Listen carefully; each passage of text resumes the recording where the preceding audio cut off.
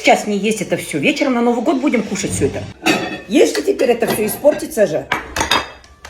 Вы можете сейчас не есть это все? Вечером на Новый